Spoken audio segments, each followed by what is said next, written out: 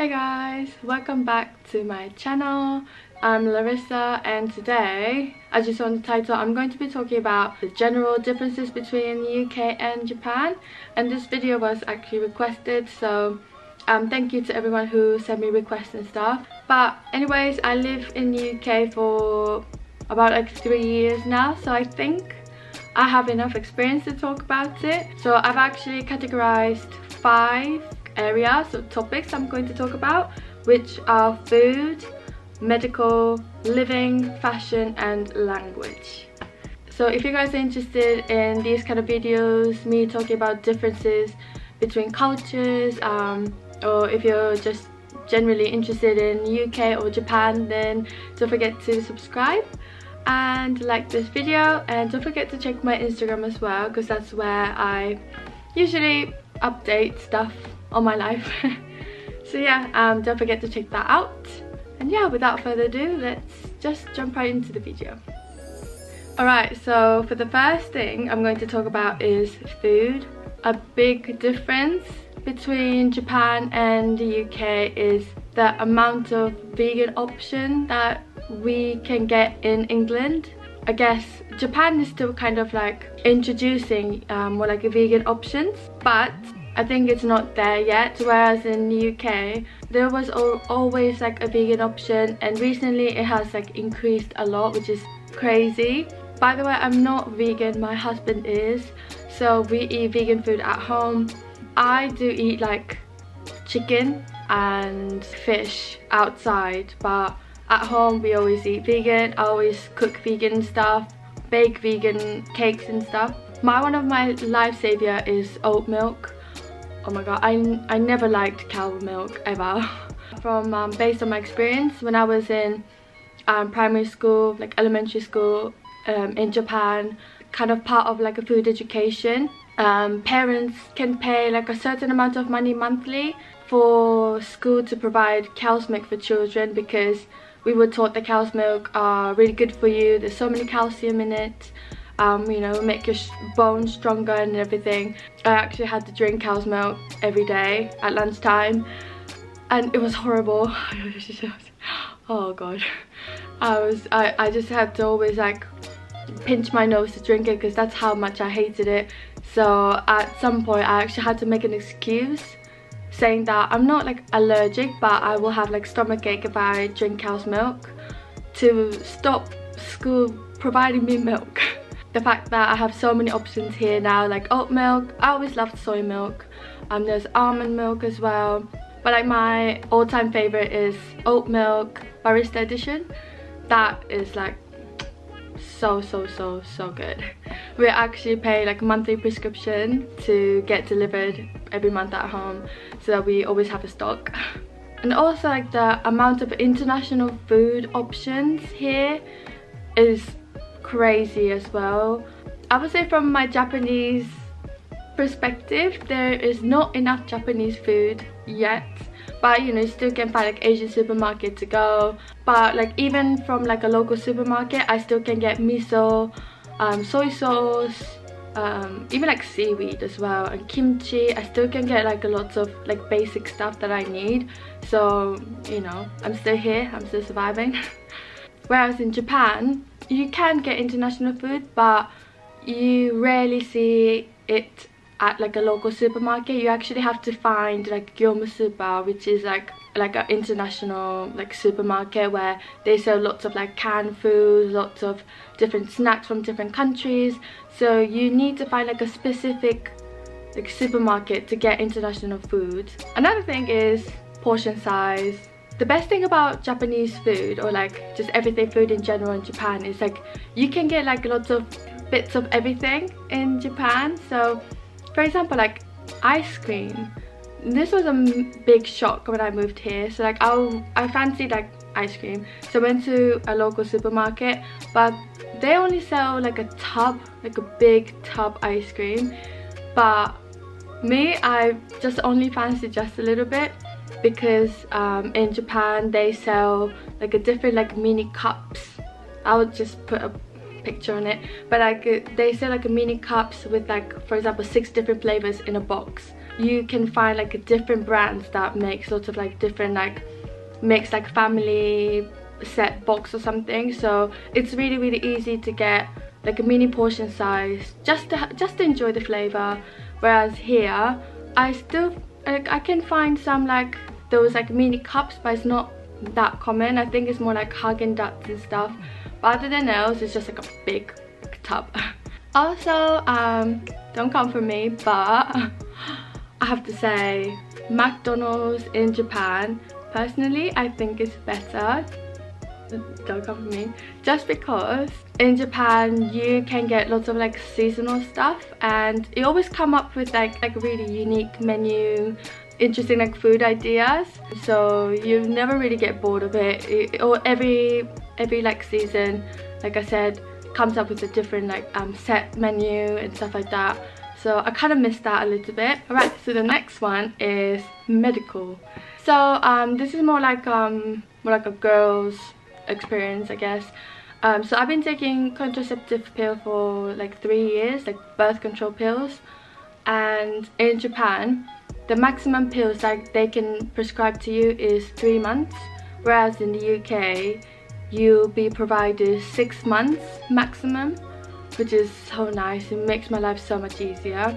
Obviously UK pills, everything is free, but in Japan the pill that I got was 3 sheets. I pay 10,000 yen, so one per sheet was like 3,000 yen, which is about like 25-6 pounds, which is a lot of money. Like it's a lot of money. So every 3 months I had to pay that amount of money to get my pills.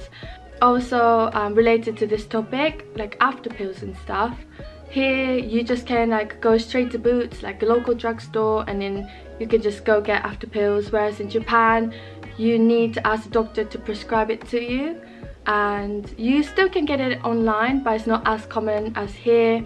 I've seen or read some articles that the topic about this pill has been discussed, and I can imagine it's going to be more accessible in the future, but while I was living in Japan it wasn't that accessible. It's always time consuming, costs a lot of money. Yeah, in that way I think it was a bit like unfriendly to women. And I also think like sex education in the UK is more openly discussed, but in Japan it's not there yet. I think I remember I had like some kind of education about that topic, but not enough, so I kind of had to experience, you know, myself, then like learning it from someone else, if that makes sense. So, or like learning it through school. So that was another interesting to talk about. Alright, and the next one is GP system. So UK, you have GP system, so if you feel ill, or I don't know, if you feel unwell, you can just go to your own GP, and then they will prescribe some medicine, or they will refer you to different doctors. But in Japan we don't have GP system. We kind of like skip that step, and you just go straight to the doctors. If, for example, if I have a pain in my ear, then I would just go straight to my ear doctor. You kind of have to register, but because you register it doesn't mean that you have to stay in that doctor. You still can like move around. In a way, Japan has more freedom of which doctor you want to go, and you don't really have to wait like through GP or like through NHS. Here you have to wait for, sometimes you have to wait for months and months to get referred to or to get your treatment. But in Japan it's so quick. You just go straight to the doctor, and then the treatment will start as soon as possible. If you have any more serious disease or anything, then the doctor will refer you to more like hospital, like university hospital. And maybe some of you guys know, but I've got my braces, well, my Invisalign. And again, this was another thing that I was quite shocked when I moved here, is that here you have dentist and orthodontist. In Japan you can just go straight to the dentist and you can get braces treatment, so you don't have to go to other orthodontists to do it. For example, here in the UK, when I got my Invisalign, I had to have my tooth removal, so I had to go to the dentist to have my tooth removed and go back to the orthodontist to get my Invisalign. Again, in Japan you can just do everything in one place, But doesn't mean that Japan doesn't have orthodontists. They still do have like clinics and like a professional like orthodontist in Japan, but it's more common to go straight to the dentist and then have your treatment done. Alright, so the next one is living. Alright, so for like living means like public transportation, just my lifestyle in general. So first thing is about shops. In Japan, I was so used to, I was like so spoiled. Like I was so used to for the shops to stay open 24 hours. So you have convenience store, you have supermarkets, like everything literally it stays open the whole day. So you, whenever you want to get something, you can go. Like that's how convenient my lifestyle was. But here there are some shops that do 24 hours, but it's not that common. And on Sundays it usually shuts at like 4 p.m. or like, you know, closes earlier than usual. So every Sunday I keep forgetting that the shops closes that early. I always have to like remind myself every Sunday, like it's gonna the shops are going to close early. Also, SIM cards. Oh my god, this one was quite shocking too, because in Japan, like phone bills, it usually cost around, but it depends on the person, but I usually paid maybe like 6,000 yen, 7,000 yen, so that would be around like £50 a month.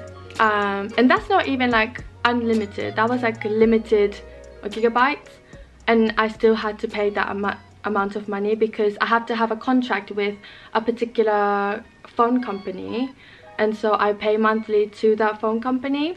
It's not that common for a phone to have like a function to open the SIM cards and like, you know, take it out easily. It's actually locked, so you can't really take out the SIM card, so you're kind of like stuck with the company and you have to pay that amount of money every month, and it's so expensive. But I was so used to it, I never really thought of it until I moved here. I bought this like iPhone from, you know, the iPhone store with my own money, and then I just choose the SIM card company. Right now, plan for like SIM cards like monthly, it's so cheap here. I only pay like around like £10 a month to have like unlimited data, and you still get a good connection. Like I didn't know that was possible. Like why is it so expensive in Japan? I don't get it. There might be a reason, but I don't even want to think about it. And another thing is public transportation. Generally there is not much difference because it's really quite convenient both countries, but I would say Japan is definitely better just because they're so quick with fixing the train usually comes like, well, around like city usually comes every 5 minutes, 3 minutes, which is so quick. I guess in Japan we have lots of like natural disasters like earthquakes, typhoons, so I think people are quite used to like repairing public like trains and stuff so quickly. But here, like when the train stopped by some kind of reason, it doesn't fix and it was just gonna take forever and ever. So that was another thing that I needed to get used to it. Also kind of like related to transportation is motorways. Motorways in the UK is free, but in Japan it costs a lot of money and it's so expensive. But at the same time, you really don't need a car when you're living in Japan because public transportation is so good. So I guess people who own a car is like families and stuff. But yeah, so I guess that kind of makes sense that why the motorway costs a lot of money in Japan, because people don't really use that often compared to the UK. Alright, so the next thing is fashion. So fashion, I think one of the big difference between UK and Japan is charity shops. So in the UK, charity shops is so common, whereas in Japan you still do have charity shop, but it's not that common. But usually you get like second-hand shops in Japan, and the difference was when I used to live in Japan, I had all the clothes that I don't wear. I go to this second-hand shop and then they will buy the clothes from you, so you still can make like profit from it. But here you go to charity shop, you donate clothes, so obviously you don't make profit from it. That's why I guess like Depop and Etsy is quite common, like online second-hand shop is more common here in the UK. You still do have like online like second-hand shop in Japan, but also you can go to a physical store and then you can sell your clothes at the same time. So it doesn't have to be clothes, like furniture, like anything, literally anything, you can sell it through the second-hand shop. So yeah, I think that's kind of like a difference I've noticed. So another like fashion related thing I've noticed is generally like a style, like how especially for girls dress is quite different. So in Japan generally people like to dress younger than they look.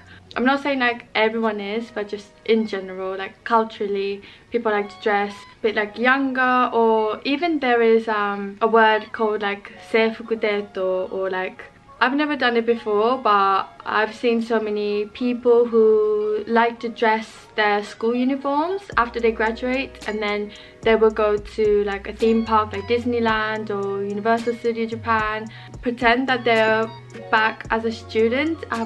I guess it's, you know, they're enjoying it, so it's good, but you know, it's just like that kind of culture that people like to dress a bit younger. So I don't know, maybe because they can feel young, or I seriously don't know. Again, like even makeup wise as well, they like to focus on more like a bit of a baby face look. But I guess like genetically Japanese people do naturally have baby face anyway, quite like round features, so I guess it really suits their facial features as well, so it kind of makes sense. But yeah, it's quite the opposite here. So people like to dress a bit older than they look. I don't know, maybe that's just like a cultural thing, that maybe they want to act a bit cooler or something. But especially for girls, I've seen like teenage girls wearing lots of heavy makeup and like a proper, like really, I guess more like a adult look. I don't know how to describe it, but quite, you know, exposing or quite tight fitting, very dress older basically. I guess that culturally we're really different, so I find it really interesting. Okay, so the last one is language, and what I mean by language is obviously the language we speak is different, but specifically how you read clock here in the UK was so confusing to me in the beginning. In Japanese we read clock like same as in the US, we just read the numbers, so like 10:25, 10:45. But here in the UK, if you're British, then you know what I mean. But for example, if it's 10:15, then you say 10:15. If it's 10:30, 10:30. If it's 10:45, it's 11:15. It was so confusing to me in the beginning. I was like, what are they talking about? Like, I just couldn't figure it out, like what time they're talking about. But I guess it's just part of the culture. I got used to it at this point, so I know what it means. But in the beginning I was quite confused, like how, what? But yeah, it was quite interesting to learn about. So yeah, I think that's it. Those are the 5 different, I guess, the categories that I've noticed, and I found it really interesting with the differences between the UK and Japanese culture. Mainly talked about more of like a general thing, but if I've noticed anything more in detail, or if I want to discuss about it, I will make another video in the future as well. But if there's anything else that you've noticed, UK, it doesn't have to be UK or Japan, but wherever you live, or if you're living in a foreign country, I would love to know the differences between your home country and the foreign country that you're living in, because yeah, I just find it really interesting. So yeah, thank you guys for watching again, and also I wanted to say a big thank you to whoever subscribed to my channel recently. Yeah, I really appreciate it, and a big motivation for me to just keep making more videos and just be more creative. So yeah, I just wanted to say thank you. Arigatou gozaimasu. Yeah, I hope you guys have a lovely day. Thank you guys for watching, and I will see you in my next video. Bye.